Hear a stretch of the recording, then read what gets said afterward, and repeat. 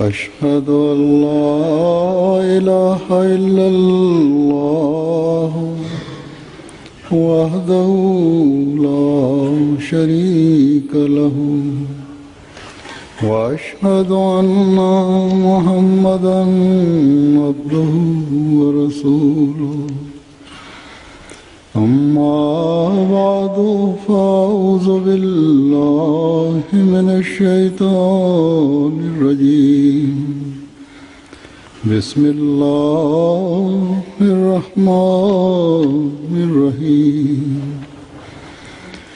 الحمد لله رب العالمين الرحمن الرحيم مالك يوم الدين إياك نعبد وإياك نستعين اهدنا الصراط المستقيم صراط الذين أنعمت عليهم غير المغضوب عليهم ولا الضالين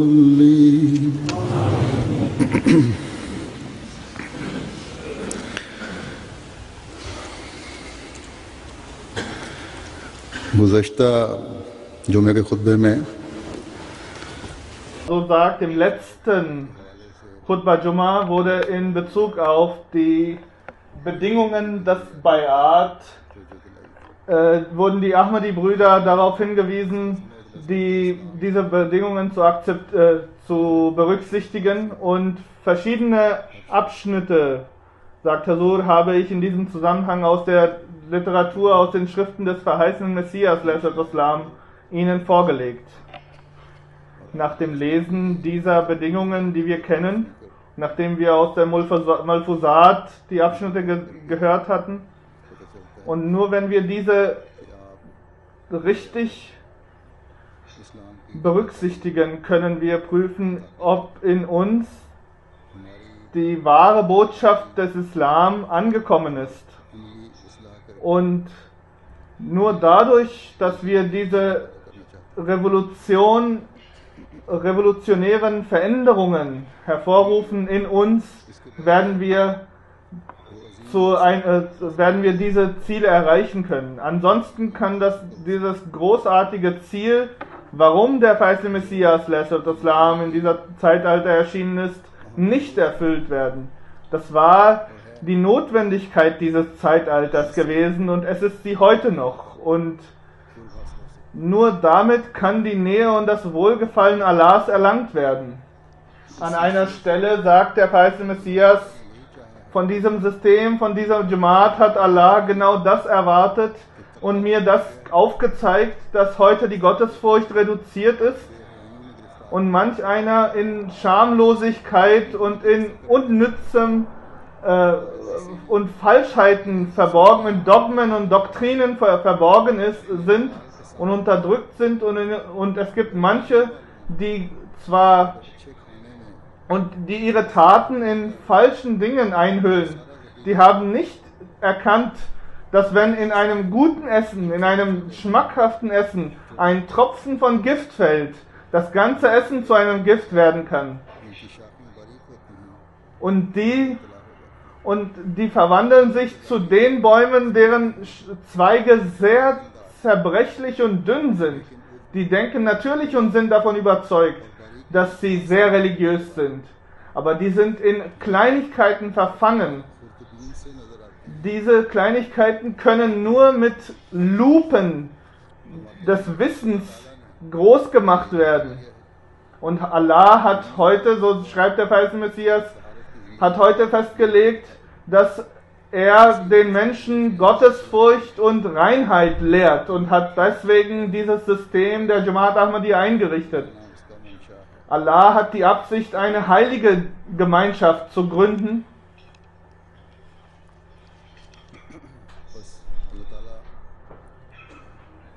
जमाती कायम फरमाई तो इसमें शामिल होने वालों को खास तौर पर पाक करना चाहती है।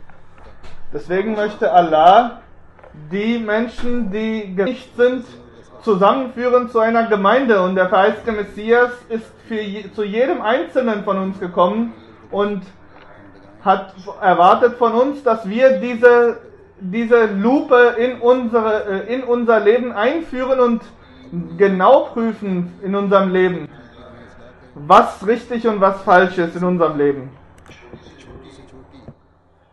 Seien es Kleinigkeiten in Fehlern oder auch große Fehler.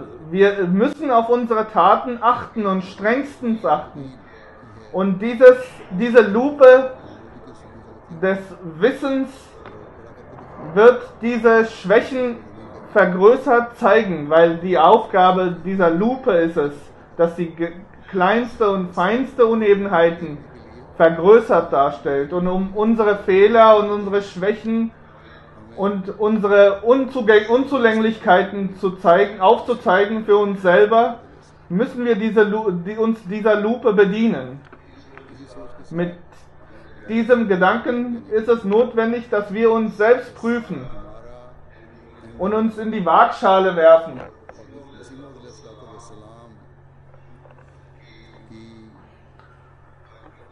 Ansonsten ist die Jamaat, die vom verheißenen Messias Islam gegründet worden ist, sie ist keine einfache Jamaat.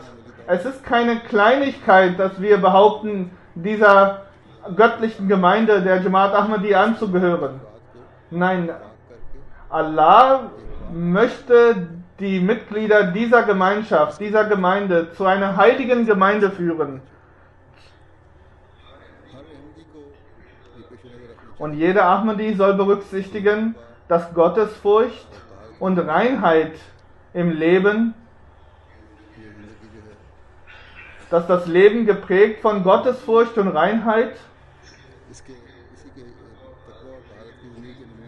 dass nur davon die Beispiele in uns diese revolutionären Veränderungen hervorrufen werden. Und diese revolutionären Veränderungen werden unsere Taten und unsere Absichten reinigen. Es reicht nicht nur, eine gute Absicht zu haben, solange die Taten nicht verbessert werden. Solange nicht jeder Einzelne von uns nicht sich darum kümmert, welche Taten er vollbringt und welche nicht und was seine Praxis ist, wird er keine Verbesserung in seinem Leben finden. Wenn wir nicht berücksichtigen, welche Taten es sind und welche Aktionen es sind in unserem Leben, wo wir gerade auch gehört haben vom verheißenen Messias, sagt Huzur, dass auch die kleinste rechtschaffene Tat, dass man sich auch der kleinsten rechtschaffenen Tat bewusst sein muss. Das hat der verheißene Messias ja uns erklärt. Und an einer anderen Stelle sagt er auch dazu, dass sowohl der Glaube und die Standfestigkeit im Glauben als auch die Taten auf einem hohen Niveau sein müssen und schreibt dazu, dass die Zusammenfassung unseres Glaubens, was ist unser Glaube, was ist unsere Überzeugung, darin finden Sie die Überzeugung, die Inhalte der Überzeugung und unsere Taten, die damit zusammenhängen. Der verheißene Messias schreibt, die Zusammenfassung und die Zusammenfassung unseres Glaubens ist La ilaha illallah Muhammad Rasulullah. Und unsere Absicht ist es, im Diesseits die Gnade Allahs zu erlangen und dass wir dem heiligen Propheten Muhammad sallallahu alaihi wasallam, dem Khatamun Nabiyyin wa Khairul Mursalin, akzeptieren,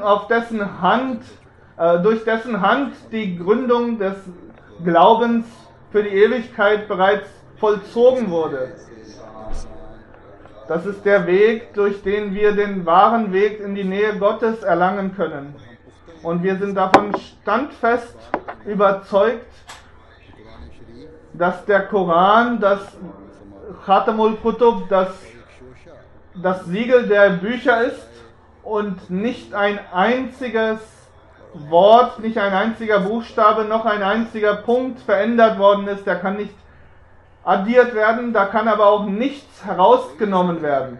ये ऐसा इल्हाम मिन जानिबुल्लाह नहीं Und keine Offenbarung und keine Vision von Allah kann सी या किसी एक verändernd auf irgendeines der Befehle oder ergänzend oder auch diese herausnehmend kann kein Zeichen, keine Offenbarung sein. Wenn jemand das behauptet, ist er von der Jamaat Mu'minin ausgetreten, der Gemeinschaft der Rechtgeleiteten, und verfällt dem Unglauben. Außer dem Wege, den der heilige Prophet Muhammad sallallahu alaihi wasallam uns gezeigt hat, kann nicht die Nähe Allahs erlangt werden. Keine respektvolle Stellung kann erreicht werden ohne den heiligen Propheten Muhammad sallallahu alaihi wasallam. All das, was wir kennen und haben, kriegen wir nur in Stellvertretung des heiligen Propheten Muhammad sallallahu alaihi wasallam. Wir sind zutiefst davon überzeugt, dass die Menschen, die aufrichtig in Bezug nehmen auf den heiligen Propheten Muhammad sallallahu alaihi wasallam, dass sie Wunder vollbringen können, die auch heute sich wiederholen können. Und es gibt manche Dinge davon, die heute nicht uns zuteil werden können. Manche eine Gnade Allahs kann von damals heute nicht wiederholt werden. Die 5 Dinge, die den Islam ausmachen, das ist unsere Überzeugung und das ist das Zentrum unseres Glaubens.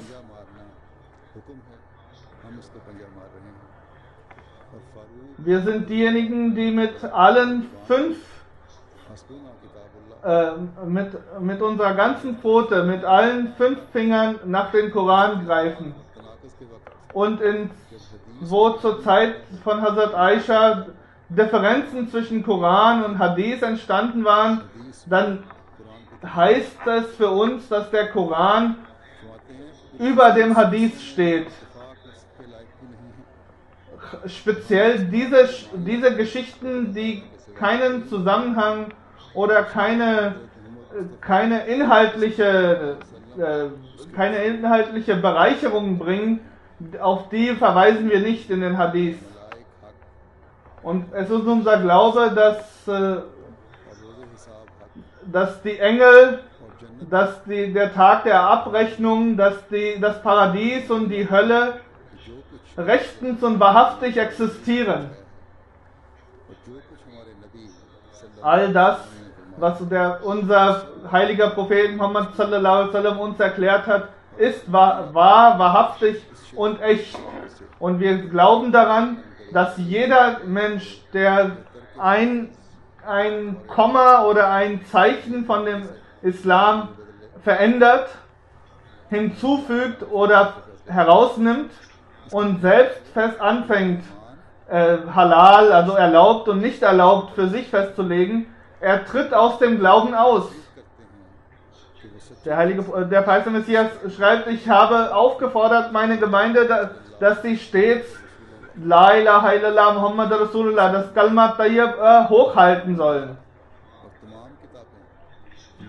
Und alle Bücher und alle Propheten, die durch den Koran, deren Wahrhaftigkeit durch den Koran bestätigt ist, dass alle Muslime dieser Gemeinschaft daran glauben und dass sie das Hajj und das Gebet und das Zakat, all das als Pflicht anerkennen und all das umsetzen.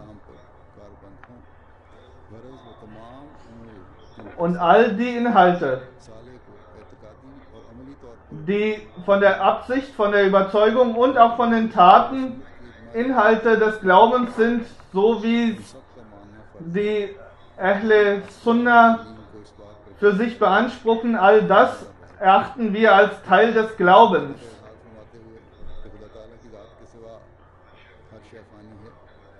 Und der verheißene Messias sagt im Zusammenhang mit der Ewigkeit Allahs und der Überlegenheit Allahs gegenüber allen Geschöpfen, dass auch Hazrat Isa, der Jesus a.s., dass er nicht ewig gelebt hat bis heute, sondern dass er, nachdem er das Kreuz überlebt hatte, ausgewandert ist und in Kaschmir sein Lebensende, sein natürliches Lebensende fand.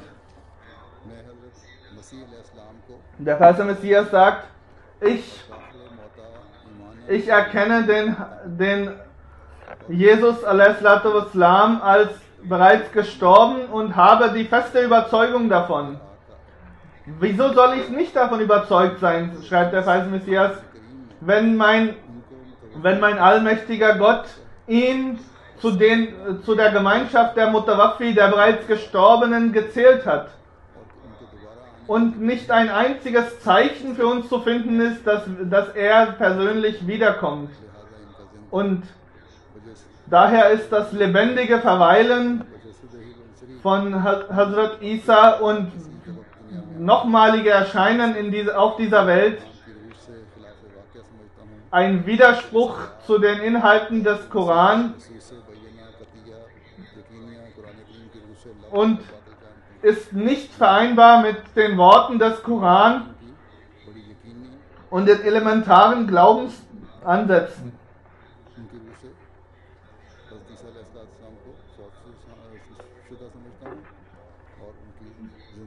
Und sein Leben bis heute ist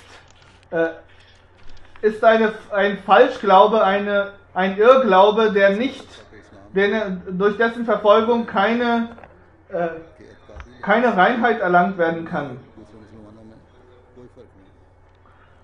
Also sagt der verheißene Messias, hat erklärt, dass auch die anderen Muslime zwar ja glauben, dass die Arkan Islam, die Säulen des Islam, die gleichen sind. Wir als Ahmadis haben auch die 6 Inhalte des Glaubens, alle anderen glauben auch daran. Es geht sogar so weit, dass das Ableben von Hazrat Isa von anderen Muslimen auch geglaubt wird. Es gibt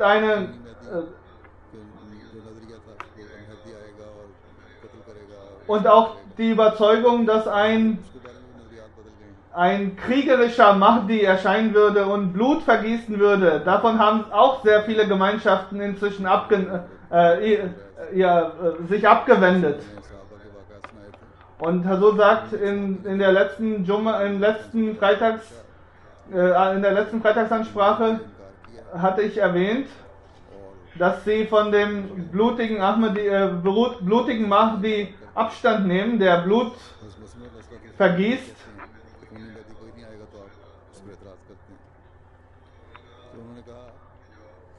Und da sagte der andere, wenn du an den falschen Messias glauben möchtest, dann glaube, wenn nicht, dann nicht.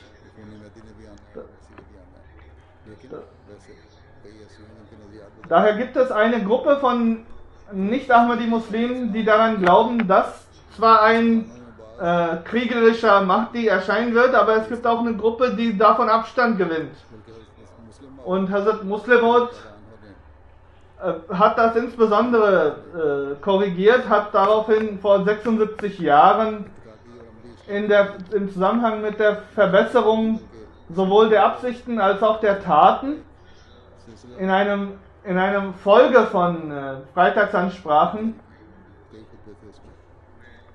erklärt, und er ging so weit zu sagen, dass in Indien von den gebildeten Menschen es vielleicht nicht mal einer von 10 gefunden werden kann, der daran glaubt, dass Jesus bereits gestorben ist. Und so wie es auch im Zusammenhang mit der Veränderung oder vermeintlichen Veränderung oder Widersprüche im Koran und einigen Versen aus dem Koran in Verbindung gebracht wird, hat auch der verheißene Messias Islam bestätigt und nachgewiesen, dass das nicht der Fall ist. दूसरे मुसलमान जो बड़ी शिद्दत रखते थे वो भी अब दिफाई हालत में आ गए हैं।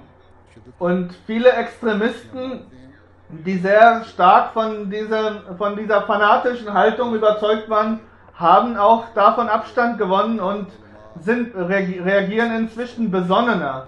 Also sagt, heute wissen wir, dass auch in Arabien und auch in anderen Regionen der Erde die Gelehrten bestätigen, dass das heutige Dschihad falsch ist, so wie manch einer das heute auslegt mit den Kriegen.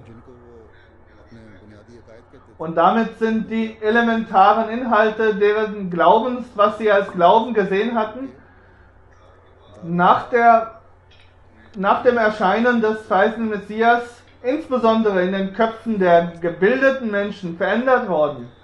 Und die haben sich so in ihrer Überzeugung verändert, wie der verheißene Messias es uns beigebracht hatte.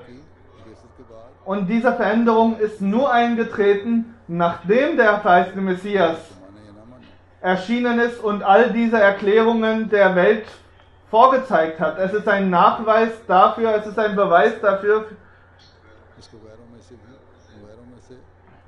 dass die Überzeugung der Jamaat Ahmadiyya auch von den anderen Muslimen, unabhängig von der Wahrhaftigkeit des verheißenen Messias, unabhängig davon und was seine Stellung ist, ob er ein Prophet sein kann oder so, unabhängig davon sind sehr viele inzwischen von den Inhalten der Jamaat Ahmadiyya überzeugt. Genau so sagt Hazur, dass wie wir in der Jamaat viele neue Erkenntnisse akzeptieren. Dagegen wehren sich viele. Wenn sie dann keine Antwort mehr haben, dann sind die meistens bereit zu schlagen oder. Und genau das passiert auch heute in Pakistan, dass die Menschen, wenn sie keine Antwort mehr haben, versuchen mit ihrer physischen Gewalt und Kraft dem entgegenzutreten und um unsere Überzeugungen, die Überzeugungen der Jamaat Ahmadiyya, so wie der verheißene Messias es uns beigebracht hat, dagegen haben sie kein Zeichen aus dem Koran und die Beweise seit Abraham sind zugunsten der Jamaat Ahmadiyya und niemand kann sich denen entgegenstellen. Und die Ahmadis, die weniger Wissen haben, sollen in ihrem Glauben Standfestigkeit aufbauen. Wir haben auf unserem Fernsehsender MTA regelmäßige Programme, zum Beispiel Rahe Huda. Sie mögen bitte davon lernen, sagt Hazur, dass sie nicht von Unwissenheit ergriffen werden, wenn sie die richtigen Antworten nicht kennen. Alhamdulillah, sagt Hazur, sind alle Ahmadis in ihrem Glauben standfest. Und auch wenn jemand schwach ist, soll er berücksichtigen, dass die Überzeugung, die der verheißene Messias Islam uns heute erklärt hat, dass das der wahre Islam ist.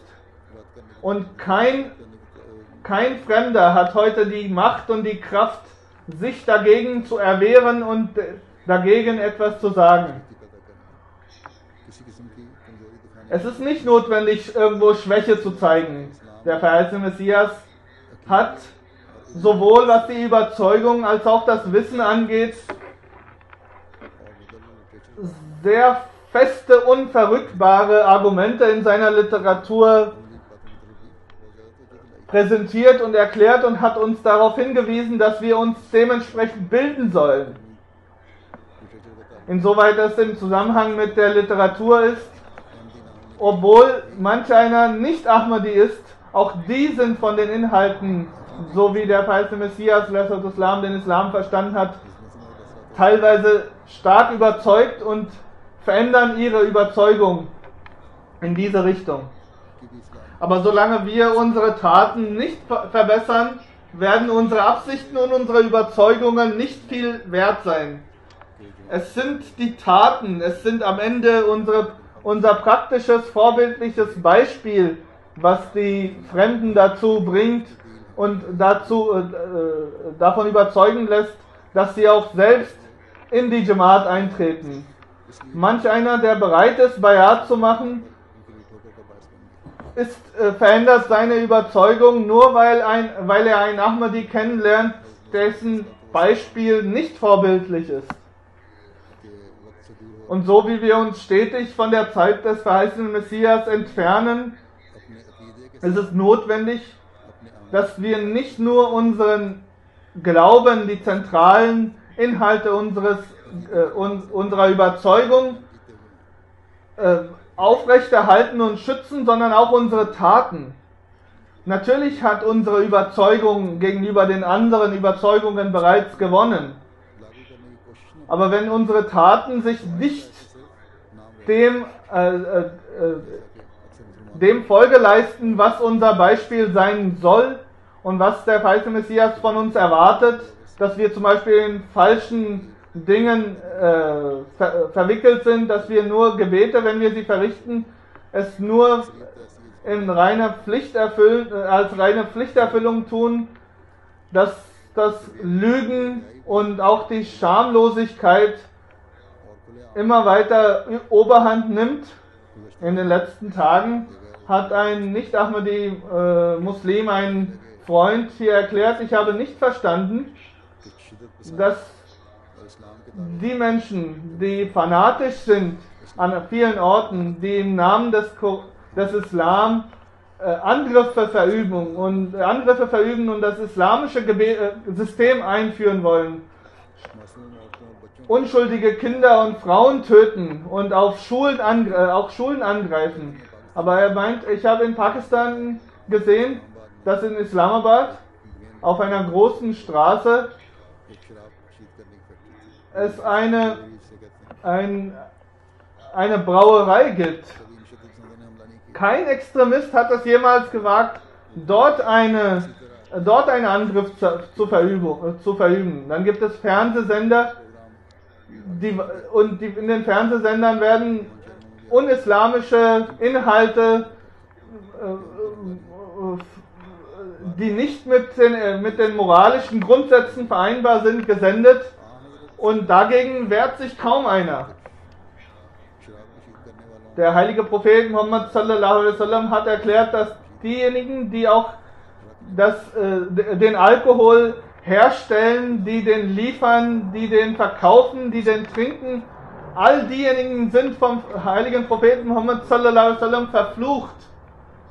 All diese Menschen, die heute so schamlos Schulen angreifen, die sind bereit, diesen Fluch auf sich zu nehmen, dass sie dulden, dass der Alkohol in der Gesellschaft akzeptiert wird. Aber zu akzeptieren, dass ein Ahmadi dasselbe Kalima liest, dasselbe Glaubensbekenntnis liest, das ist für sie zu viel, das können die nicht akzeptieren. अपनी अमली हालतों की तरफ Es ist notwendig, dass wir unsere Taten so verändern, dass wir die Erwartungen an uns erfüllen können. Insbesondere die Älteren sind dazu aufgerufen, sagt Huzur, dass sie auf die Jüngeren achten. Und die Jüngeren müssen auch vorsichtig sein.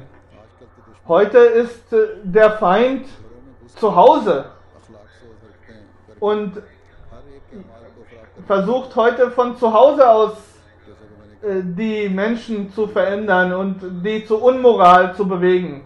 Es gibt Fernsehsender, नेक अमाल die alle guten Taten zunichte machen.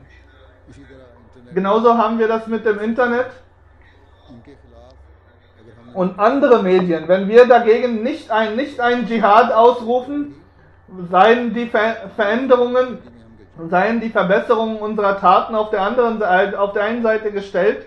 Wir werden tief in den Schoß des Satan fallen und niemand kann uns davor schützen.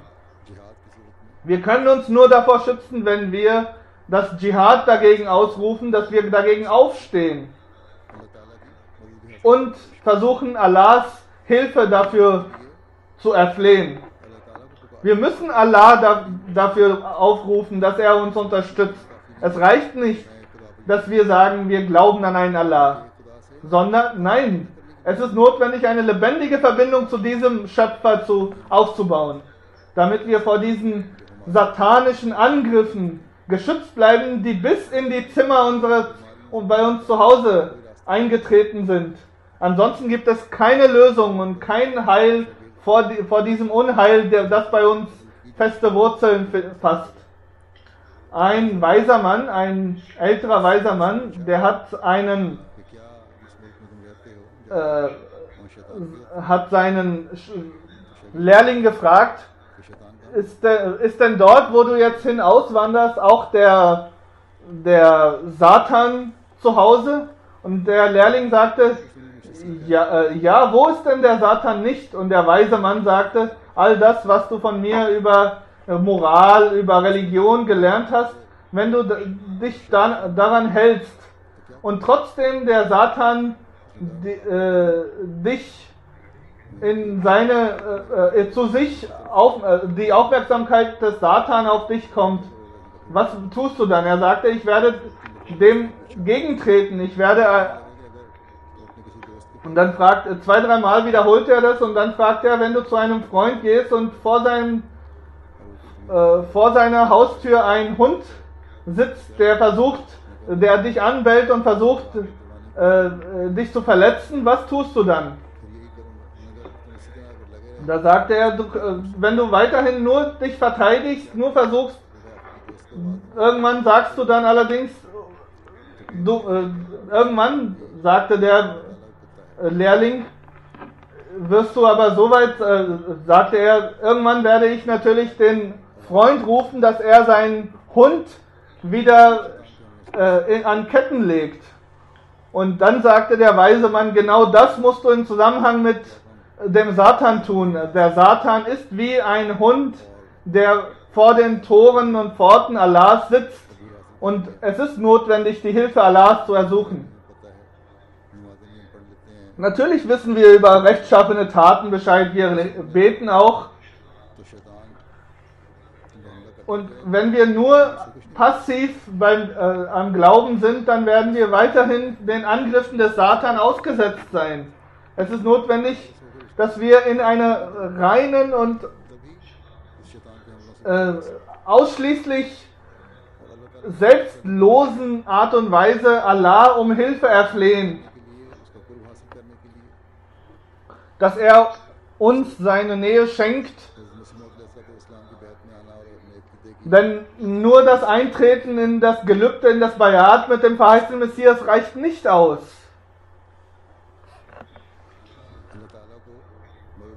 Also sagt, es ist notwendig, dass wir Allah um Hilfe erflehen, dass wir uns vor ihm niederwerfen und dass wir ihn lobpreisen und Astaghfar immer wieder rufen und Allah um Hilfe bitten, dass er uns vor all dem Unheil schützt, und eine zentrale Rolle spielt dabei das Namaz. Also Hazrat sallallahu alaihi wasallam hat gesagt, dass das Gebet ist das Mihraj, das ist die Himmelfahrt, die spirituelle Himmelfahrt des Mu'min, des Rechtgeleiteten. Das ist die Möglichkeit, wo wir mit Allah sprechen können. Wenn wir vor den unnützen und falschen bis hin zu gefährlichen Dingen dieses Zeitalters gefeit und geschützt bleiben wollen, ist es notwendig und von eklatanter Bedeutung, dass wir unsere Gebete schützen und dass wir unsere Gebete umfassend verrichten. So wie Allah es im Koran sagt, dass das Gebet von Schamlosigkeit und unnützen Falschheiten, falschen Dingen in diesem Leben schützt. Insbesondere das Gebet, was für den eigenen Schutz gesprochen wird. के लिए पुकारने का एक बड़ा जरिया नमाज Und Namaz, also das Salat, das rituelle Gebet, ist eine der größten und eine der umfassendsten Möglichkeiten, die wir haben, uns vor all den Dingen zu schützen, die heute in unserem Zeitalter immer mehr das immer mehr in der Gesellschaft Herr wird. से पहले बड़ों को अपना नमाज को भी करना Aber bevor die Jugendlichen und Kinder dazu aufgerufen werden, das Gebet zu verrichten, ist es notwendig, dass die Älteren das erkennen und als Vorbilder dienen. के बाद जमात नमाज की अदायगी हो इस तरह से So sagt, wir müssen dazu aufrufen, es ist dazu aufzurufen, बदलने के साथ insbesondere auch mit der Veränderung jetzt in der Zeit, merken wir, und mit dem Vorrücken der Fajr-Zeit ist die Anwesenheit zum Fajr-Gebet sehr wenig geworden. फजर की नमाज वो हाजिरी कम होने लगी Bereits vor wenigen Wochen, wo noch nicht die Zeit,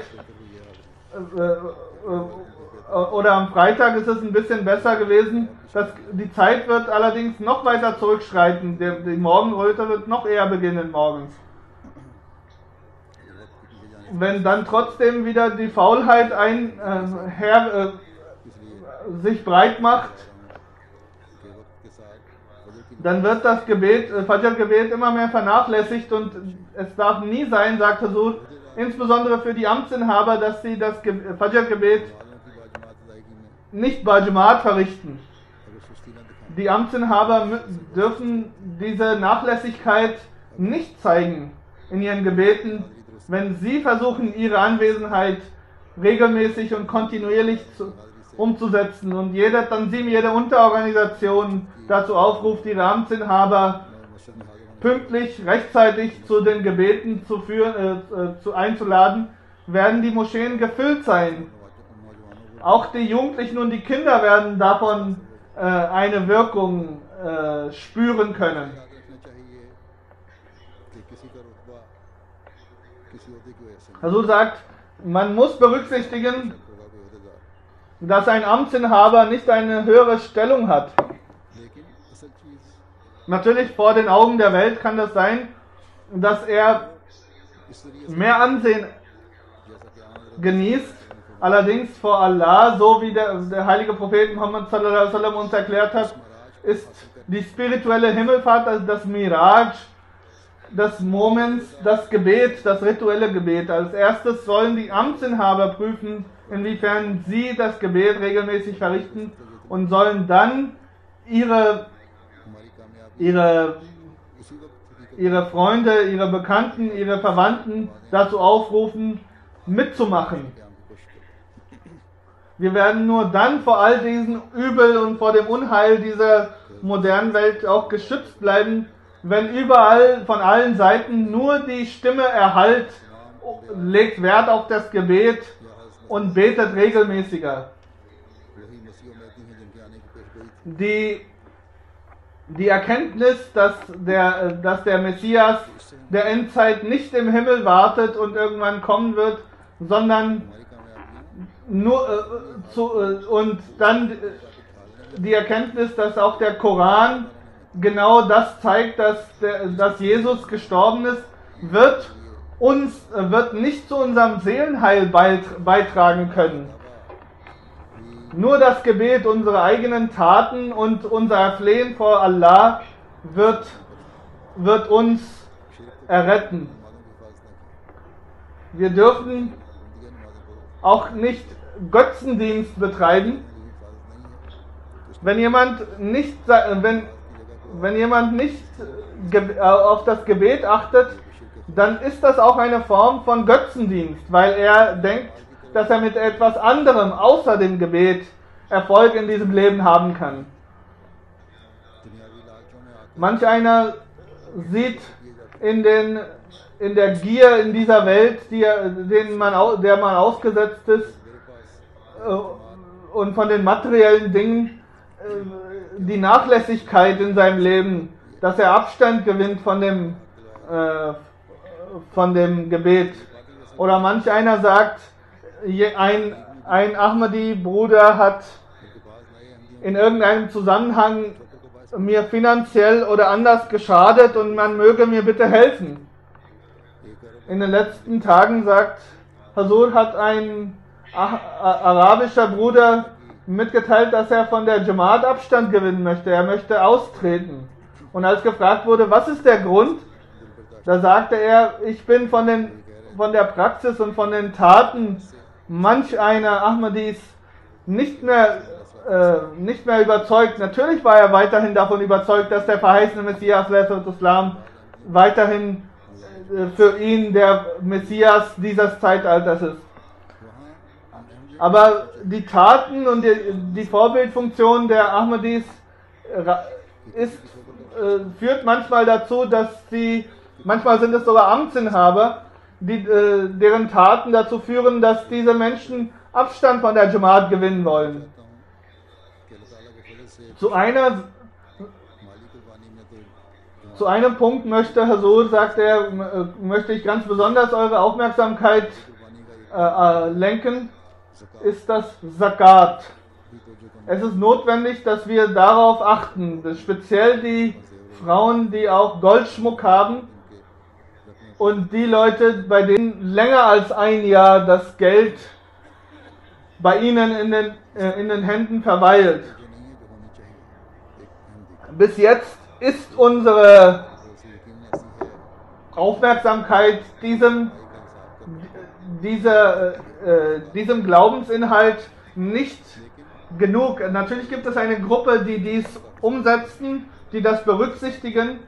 Manch einer, sehr viele sind das inzwischen, die zwar das regelmäßige Chanda, die Mitgliedsbeiträge zahlen, allerdings nicht das Almosen, die Zakat-Spende. Dann zusätzlich ist es notwendig, dass die Taten verbessert werden und jede Falschheit abgelegt wird und gute Taten angenommen werden und umgesetzt werden im Leben. Das ist der zentrale Glaubensinhalt. Und dazu sagt der verheißene Messias, dass einem Ahmadi nicht mal erlaubt ist, einen einzigen der 700 Befehle des Koran zu missachten oder beiseite zu legen. Und insbesondere der Abschnitt, der heute hier vorgetragen wurde vom verheißenen Messias, darin hieß es, dass alle auch von ganz kleinen Falschheiten und auch Sünden Abstand gewinnen müssen. Es ist zu prüfen, jeder Mensch muss für sich selbst prüfen und wird dann feststellen, dass das in Wahrheit eine Sünde ist, auch wenn es eine sehr kleine Sünde ist. Ein anderer wird das nicht sehen, aber wenn ein wahrheitsliebender Mensch, der objektiv mit seinen eigenen Taten umgeht, der wird feststellen, ob die Taten in seinem Leben für andere Menschen sind oder für den allmächtigen Gott. Und wenn ein Mensch wahrhaftig davon überzeugt ist, dass all seine Taten wirklich für Allah, ausschließlich für seinen allmächtigen Schöpfer und nur ihm gewidmet sind, dann wird er diese Veränderung in seinem Leben spüren, dass er mehr und mehr nach rechtschaffenen Taten suchen wird. Und in solch einer Situation wird keine Distanz zu Allah und zu anderen Menschen aufgebaut werden und entstehen. Auch die Beziehungen zu Verwandten, zu Eltern müssen gepflegt werden, sagt Huzur.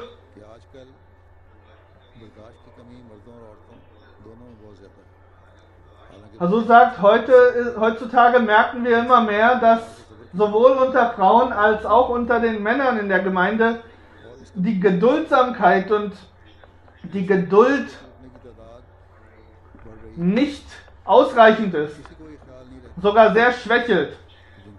Und aufgrund dessen kommt es immer mehr dazu, dass sehr viele Verwandtschaftsbeziehungen auch brechen.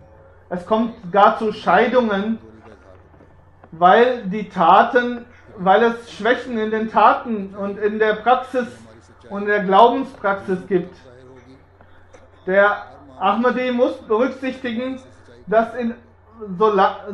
erst dann unsere Wahrheit und Wahrhaftigkeit unserer Überzeugung erkannt wird, wenn die Überlegenheit unserer Überzeugungen und unserer Taten gegenüber allen anderen in der Welt klar ersichtlich ist.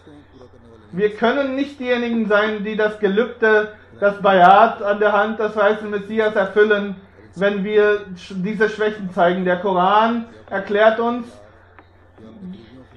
dass wir eine Zeugenaussage, wenn wir sie gegen unsere Eltern, unsere am nächsten stehenden Menschen geben müssen, dann sollen wir die Wahrheit erkennen und die Wahrheit proklamieren und nicht schwächeln.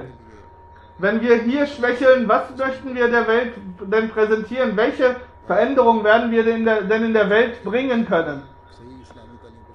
Also sagt, wenn ein Nicht-Ahmadi in den Taten und in der Praxis und im Ausleben seines Glaubens Schwächen bei seinem Ahmadi-Freund oder Bekannten oder einem fernen Bekannten sieht, dann ist das ein Hindernis dafür, dass er selbst erkennt, dass ihm die Erkenntnis zuteil wird, dass die Botschaft der Jamaat Ahmadiyya wahrhaftig und echt ist. Es ist notwendig, dass wir unsere Sünden betrachten und erst wenn unsere Taten verbessert sind, wenn wir unsere Taten reformiert haben, werden wir die Pflicht der Pflicht, den falschen Messias geglaubt haben, erst recht gerecht. Allein der Glaube, dass er erschienen ist und das Seelenheil der Menschen heute liefert, reicht nicht. Es ist notwendig, auch die kleinste rechtschaffene Tat zu vollbringen. Der Mensch weiß nicht, was für ihn eine kleine und was für ihn eine große rechtschaffene Tat ist. In den Hadith heißt es, ein und dieselbe Tat kann für einen Menschen schwerwiegend sein und gewichtiger ausfallen als rechtschaffene Tat als für einen anderen. Der heilige Prophet Muhammad sallallahu alaihi wasallam, ihm wurde gefragt von einem Sahaba, was ist eine große rechtschaffene Tat? Das erklärte der heilige Prophet Muhammad sallallahu alaihi wasallam, Jihad fi sabilillah, das ist das Jihad auf dem Wege Allahs. Zu einem zweiten Zeitpunkt erklärte der heilige Prophet Muhammad sallallahu alaihi wasallam, das Respektieren und die Unterstützung seiner Eltern. Und zu einer dritten Begebenheit hat er diesen Menschen, der ihn zu dem Zeitpunkt fragte, darauf aufmerksam gemacht, dass er das Tahajjud-Gebet verrichten soll. Und für jeden Einzelnen ist seine große rechtschaffene Tat, die schwerer gewichtet ist, anders.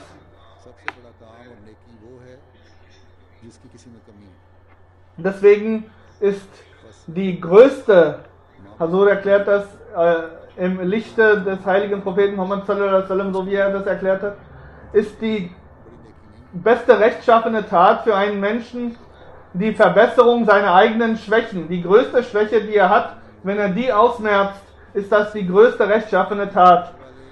Ein Mensch, der nicht ein Mensch, insbesondere vielleicht sogar ein Amtsinhaber, der nicht seine Familie respektiert, der nicht den Pflichten seiner Familie gegenüber nachkommt und dann sagt, ich möchte Tabligh machen, damit ich Rechtschaffenes vollbringe und gute Taten vollbringe, dann wird ihm das nicht groß angerechnet werden. Daher ist die Gewichtung der guten und rechtschaffenen Taten für jeden anders. Der verheißene Messias hat erklärt,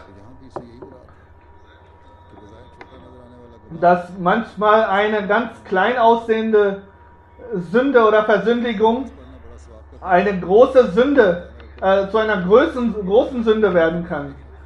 लेकिन दिखावे की नमाजें कबूल नहीं Das richtige Gebet kann eine spirituelle Himmelfahrt zu seinem Schöpfer darstellen, aber das Gebet nur um den anderen zu zeigen und andere zu beruhigen, ist auch eine Sünde. बल्कि बेहतर होता Es wäre besser gewesen, दूसरों का wenn er die Pflichten anderen Menschen gegenüber zuerst erfüllt und dann erst das Gebet verrichtet. इस्लाम का जो इक़्तिबास मैंने Also sagt, ich habe einen Abschnitt aus den Schriften des Verheißenen Messias vorgelesen. Dort heißt es auch, dass im Ramadan für die Muslime das Fasten eine Säule des Glaubens ist. Aber es gibt immer sehr viele Gläubige, sehr viele Muslime, die auch während des Ramadan nicht Abstand nehmen von Unwahrheit sagen, von Lügen und Betrügen. Und der heilige Prophet Muhammad sallallahu alaihi wasallam hat gesagt, ein Mensch, der sowas macht, der während des Fastens solch eine Untat vollbringt, sein Fasten wird vor Allah nicht anerkannt. Es ist notwendig, dass wir vorsichtig sind in unseren Taten und wie wir sie umsetzen. Dort, wo Standfestigkeit und Festigkeit in der Überzeugung ist, soll auch in den Taten sichtbar werden, was der Unterschied zwischen einem Ahmadi-Muslim und einem anderen Muslim ist. Es ist der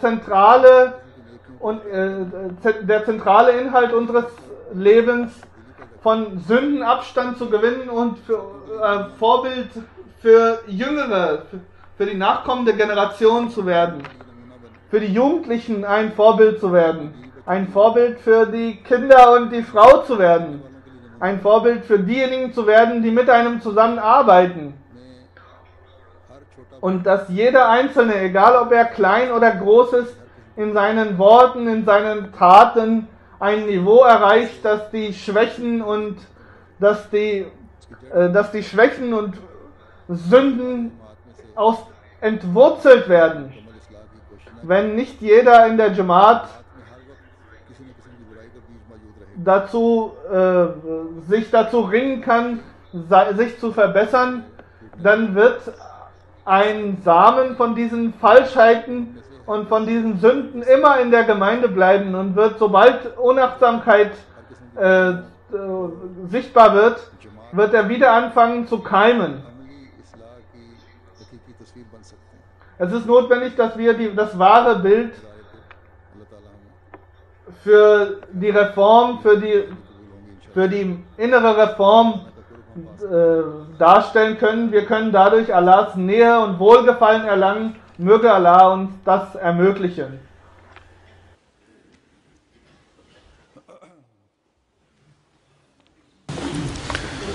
Alhamdulillah nahmaduhu wa nasta'inuhu wa nastaghfiruhu wa nu'minu bihi wa natawakkalu alayhi wa na'udzu billahi min shururi anfusina wa min sayyiati a'malina. من يهده الله فلا مضل له ومن يضلله فلا هادي له ونشهد أن لا إله إلا الله ونشهد أن محمدا عبده ورسوله.